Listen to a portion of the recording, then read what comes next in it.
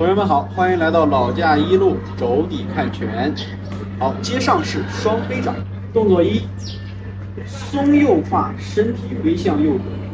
左手逆缠前捧，右手领腕放松，向回折叠。二，当胯下沉，身法左转，左手逆缠下按，右手逆缠向前向上横掌。好，三，两手双顺缠上捧，身法朝向左手前方。好，四，松右胯，左手顺缠上领，右手顺缠下沉，左手领于左肩上方，右手合于身前中线。松胯屈膝，放松下合，左手沉肩坠肘，臂掌下坠，右手有掌握拳，拳心与肘肩相照，身法朝向正前方。好，侧面看一下，双推掌变肘底看拳。好，一，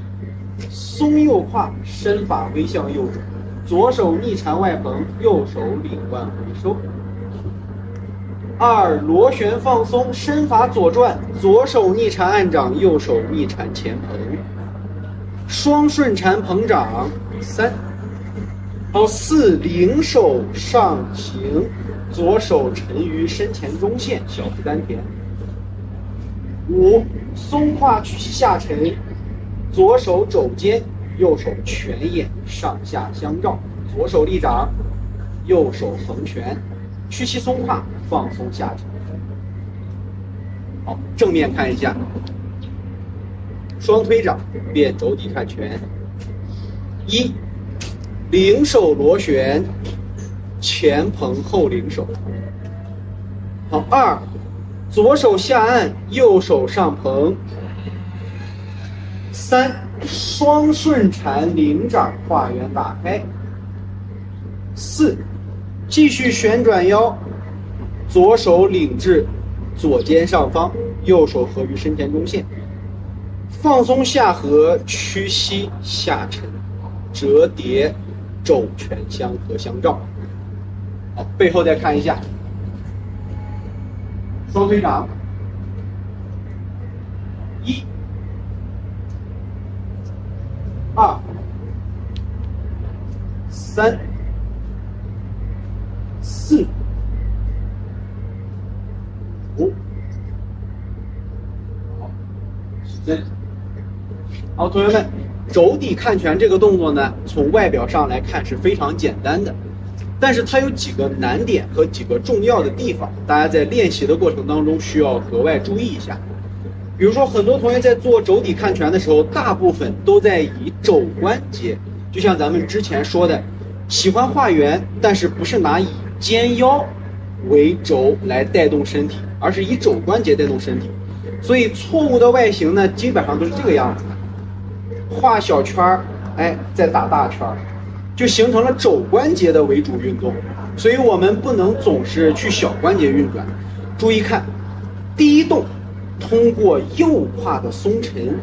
在松沉的过程当中，右膝和右脚脚尖时刻相照。通过当胯的放松，咱们把手放在这儿，以肩胯的螺旋带动手肘放松向内相合。同时咱的手腕，大家应该在咱们之前的课上跟大家说过一个比较重要的点，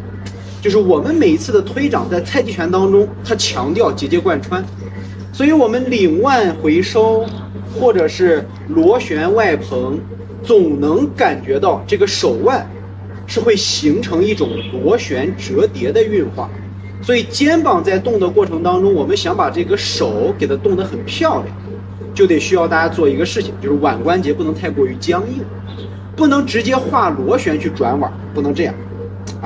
而是以肩动。那为什么两手会产生这种放松折叠相合？因为右胯在螺旋下沉，所以我们的肩肘以及手腕会形成一个螺旋放松下沉相合。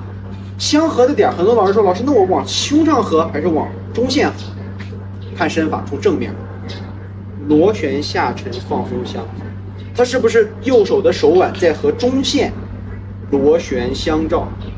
慢慢放松领手合过来，对不对？所以在大家做的过程当中，千万要切记，不要以肘关节为轴心，也不要以腕关节为轴心，要以裆、腰还有肩整体的螺旋为旋转核心，这是第一个。那么其二，当我们身法在松胯右转的时候，右手的领腕它一定会和左手形成什么？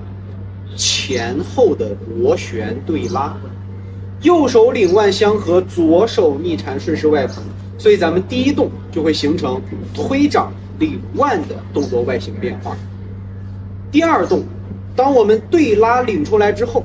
很多老师说，老师我向左转，我的右膝这个地方又出来了啊。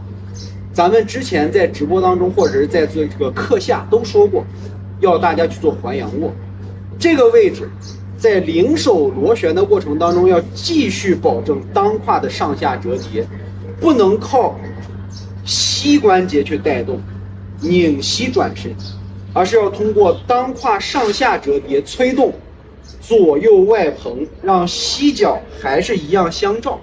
将裆胯螺旋打开。左脚脚尖可以随着身法的左转微向左捻脚螺旋，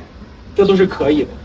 不需要大家去想着说，老师我右胯打开了，左胯里夹住，不用，可以把两胯都产生捧劲。通过身法的大螺旋，我们形成了一个右手领腕，左手外捧，两手的对拉，再通过胯的上下折叠，形成左手下按，右手领掌，顺势外捧切掌的动作。所以在这个过程当中，肘底看拳它的发力不像我们平常看到的是通过身体的折叠前仰后合去发力的，还是以左右两边的螺旋，右转左转，都是身法螺旋所走出来的力源。所以大家得把这个记到心里边。那同样，很多老师说，老师我在螺旋的过程当中，手往上领的时候，用不用蹬地引身上起？这个地方得看大家的松柔程度。咱们身体讲究说，两手轻如杨柳，在练习的过程当中，身体怎么转，我们的手虽然松柔，但是它最起码得有个自重，是不是？我们想把手揉起来的时候，当手找到了这个力量的运化，你只需要轻轻转身，不需要你把身体往上去站，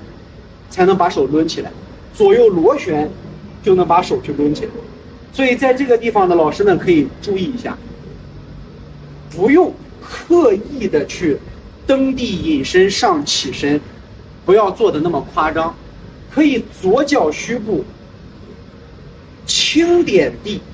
轻点地，用的是胯的这个小膨劲儿，稍微往上一开，拉着咱的左手领手上行。这个时候左手通过裆胯的开合，通过身法的左右螺旋，把咱的手下引上领，再形成沉肩坠肘的放松下坠。那同理，老师们，我们左手既然产生了这样的力，那咱们再观察一下右手。那既然身法都左转了，左肩向后，右肩向前，它这个过程当中一定会把两手产生一个对拉劲。对拉在哪？右手合于身前中线，那在螺旋的过程当中，身法左转，那右手也肯定是从身前中线向前螺旋折叠劈掌，像一个小鞭子一样续收旋发，同样是什么？对拉螺旋的鞭梢劲儿。这就是肘底看拳的第一个螺旋所产生的外形变化的原理，以裆胯的开合做动作的旋转核心，每一次的运化先动裆胯，再螺旋推掌，这是最重要的两个点。第三个就是我们把手领上去之后，它最后是通过右胯的螺旋相合，把左手和右手形成上下的对角。什么是对角？左肘右手对角的领手相合。那在这会有老师们好奇说，老师那对角相合了，你不是要求手一般是不过中线的，那为啥这个地方会过中线？老师们去想一个感受，就是大家在做这个肘底看拳的时候，把我们平常练习的基本功，尤其是这个轮臂拍打，两手很放松的搭在身体的肩膀上，然后身体左转，想让手抽打在身体上，是不是要迅速的反方向去转，才能形成手像一个小鞭子一样，利用手的惯性抽打在身上，对不对？那大家你看这个原理和拳的运化基本关系是不是一下就出来了？我的肘底看拳推到这儿，好，身法螺旋对拉，身法螺旋上领下按，身法螺旋两手上捧，在右转的时候，右手是不是在身前中线放松螺旋？像不像轮臂拍打的那个劲儿？你看放松往下掉，身体迅速右转，是不是就能拍打到咱们的身体左侧？所以右手的力它是从这个过程上出来的，那左手的力就更简单了，手引上去，放松下沉，1、2，所以大家在练习肘底看拳的时候，大部分的老师都比较关注于左手，因为它从上到下，它的变化的外形是最大的，而且是最多的，就会导致老师们就是阴阳在转换的时候，左手会多一些。对于右手的领手，要么就是容易丢劲儿，或者是容易不到位。所以在这边呢，右手横拳横于身前中线，与中线上下十字交叉，右拳在中线的左侧，与左手手肘上下相合。如果将眼手拱拳，如果将肘底看拳发出力，我们的身法就是这样子，看到了吧？身体的左右螺旋带动，右手走轮臂拍打，左手走坠肘承肩下沉，领手，